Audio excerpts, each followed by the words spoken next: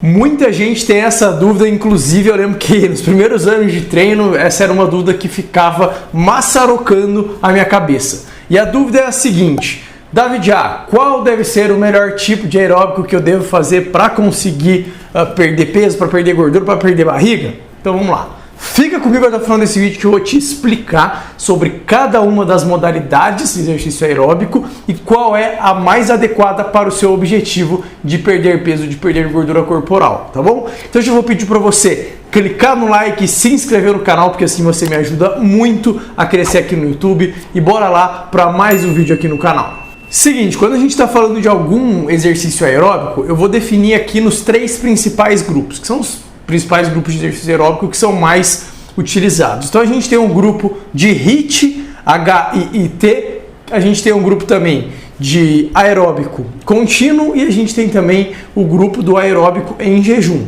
tá bom?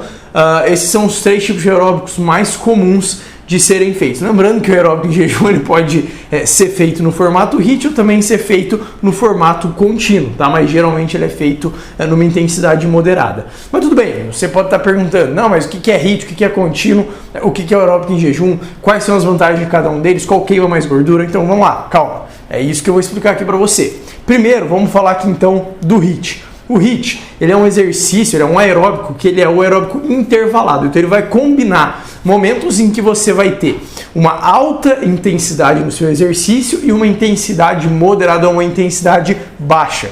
Existem diversos protocolos de HIIT, mas um protocolo que é muito utilizado nas academias é, por exemplo, você acabar o seu treino e você fazer ali 20, 30 minutos, seja de esteira, seja de elíptico, seja de escadaria, mas aí durante aqueles 20, 30 minutos, você vai fazer esse aeróbico de forma intervalada. Então, se você estiver na esteira, você vai, durante 1 minuto, por exemplo, correr no máximo que você pode. Então, você vai correr 12, 14 km por hora, por exemplo, e aí no minuto seguinte, você vai ter 1 minuto de descanso para você se recuperar dessa pancada. Então, você vai caminhar a 5, 6 km por hora. Tá? Isso aí é um protocolo que comumente ele é utilizado. Então, o que você tem que entender é que quando você está ali a 12, 14 km por hora, você está fazendo um aeróbico em alta intensidade. Quando você reduz para 6, 5 km por hora, o seu aeróbico ele já cai para uma intensidade mais baixa, tá bom? Então a intensidade ela está ligada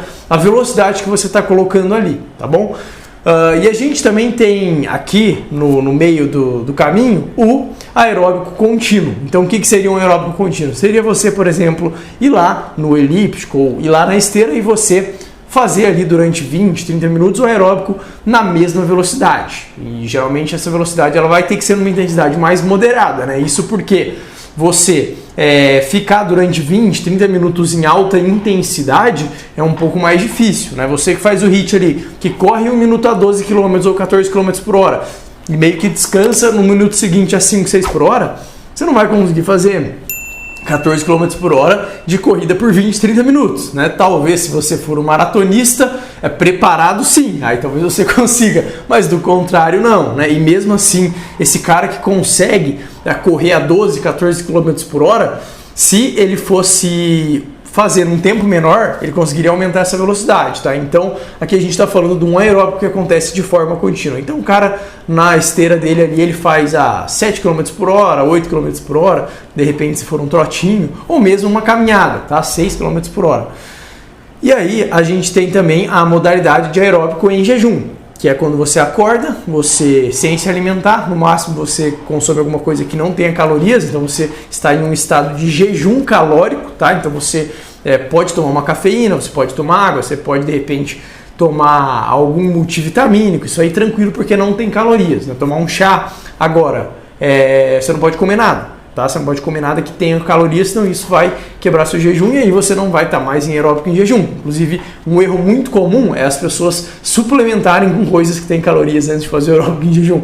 Se você toma, que seja um BCA, que seja uma glutamina, que seja qualquer coisa que tenha calorias, vai quebrar seu jejum, tá bom? Então, aeróbico em jejum é importante você ir realmente em estado de jejum calórico. E aí, geralmente, o aeróbico em jejum ele também é feito numa intensidade moderada. Então, você vai fazer 6, 7 km por hora, por exemplo, às vezes até menos, a depender do indivíduo, né? Alguns fatores também têm que ser levados em consideração, como o peso, o nível de condicionamento físico daquela pessoa. Às vezes 8 km uma pessoa é uma intensidade alta, para outra 8 km por hora é uma intensidade moderada, né? Então isso aí também tem que ser levado em consideração, tá? Mas basicamente o aeróbico em jejum ele vai ser feito em intensidade moderada, tá? E aí agora vamos então aqui direto ao ponto. Qual que é mais importante, qual que é mais benéfico para perder gordura, para mandar essa barriga aí que tá te incomodando embora? Então, na verdade é o seguinte, o que os estudos eles mostram, tá? Que independentemente do aeróbico que você fizer, seja ele intervalado, seja ele em alta intensidade ou seja ele em jejum, se o gasto energético que você tiver na atividade ele for o mesmo, não vai fazer diferença nenhuma, tá bom? Ah, não, mas eu ouvi dizer que o aeróbico em jejum ele utiliza como substrato energético mais a gordura, então por isso, para perder gordura, aeróbico em jejum seria melhor? Vamos lá, é verdade, você fazer um aeróbico em jejum, por conta da sua glicemia, seus níveis de glicemia estarem mais baixos, né? É óbvio que quando você for fazer seu aeróbico em jejum, você vai priorizar a gordura como fonte de energia. Isso é uma coisa óbvia. Então, naquele momento que você está fazendo o aeróbico em jejum, beleza, você pode estar usando ali a gordura como substrato, mas isso não vai fazer muita diferença, porque se você faz um HIIT em que, por exemplo, você está colocando alta intensidade, quando a gente está falando do aeróbico em alta intensidade, o que seu corpo vai utilizar principalmente vai ser glicogênio muscular, né? Beleza, você não está usando gordura naquele exato momento, né? Você está usando o glicogênio muscular, porque é uma forma de energia mais rápida que o seu corpo tem do que ir lá na gordura, só que o detalhe é que você vai ter um gasto energético ali muito grande quando você está fazendo aeróbico com intensidade. Então, por mais que naquele momento você não use a gordura, depois, com o passar do dia, você fechando a conta do seu dia em déficit calórico, ou seja, ingerindo menos calorias do que você gasta, você vai mandar essa gordura embora. Então, não faz diferença nenhuma. Só que aí uma coisa que você tem que ter na sua mente é o seguinte: você precisa considerar duas variáveis. Primeiro é a variável do volume, segundo é a variável da intensidade, tá? O que é a variável da intensidade? Eu já expliquei aqui. Você correr a 14 km por hora, você está colocando mais intensidade. Você caminhar a 6 km por hora, você está colocando menos intensidade. Então, o aeróbico, quanto mais intenso ele for, você vai ter mais gasto energético naquele momento, tá bom? E, por outro lado, nós temos o volume, né? E o volume é muito importante. Por quê? Porque correr a 12 km por hora por 5 minutos é completamente diferente de correr a 12 km por hora por meia hora. Então, você tem que pensar tanto no seu volume quanto na intensidade do seu treinamento. E por que eu estou dizendo tudo isso? Porque é o seguinte: você pode de repente fazer um aeróbico em jejum ou um aeróbico contínuo com menos velocidade, com menos intensidade e ter um gasto energético maior do que fazer um HIIT. Como assim? Por exemplo, faça HIIT 10 minutos na esteira depois do seu treino. Você tem um exercício de alta intensidade, mas você tem um volume baixo. 10 minutos não é um volume alto de treinamento, tá bom?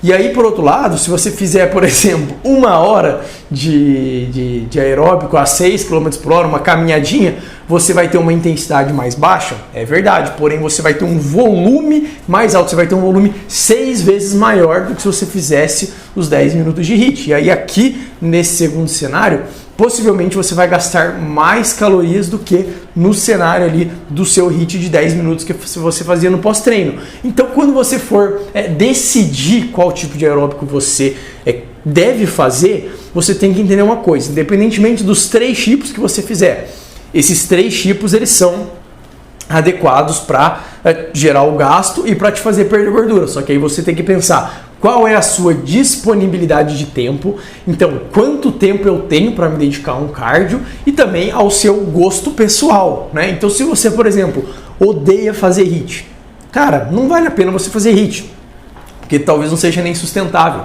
Às vezes você vai fazer 1 semana, 2 semanas, depois já não vai querer nem mais fazer cardio na sua vida.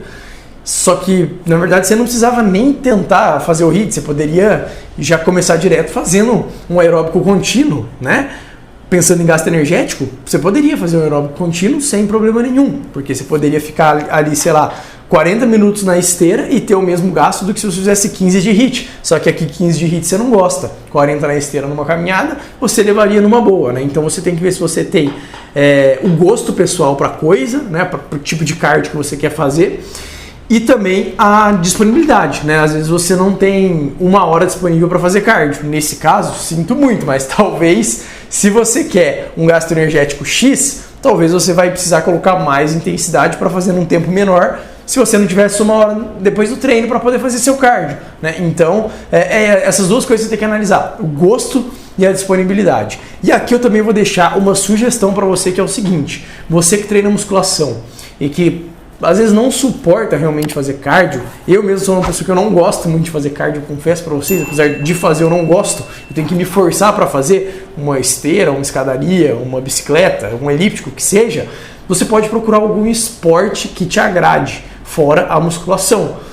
Um esporte, claro, visando aí trabalhar essa parte cardiorrespiratória, né? Então, por exemplo, você puxa seu ferro ali 5 vezes na semana e você joga 2, 3 vezes na semana futebol.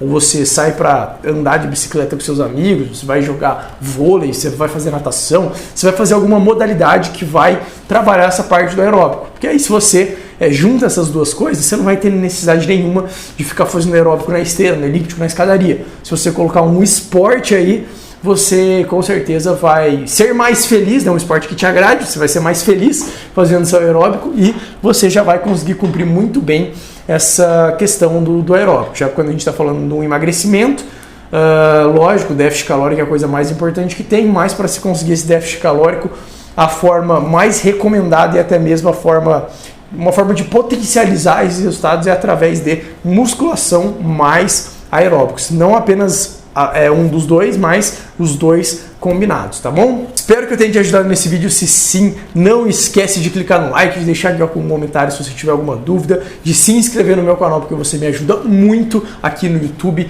E esse foi mais um vídeo informativo do David Já pra você.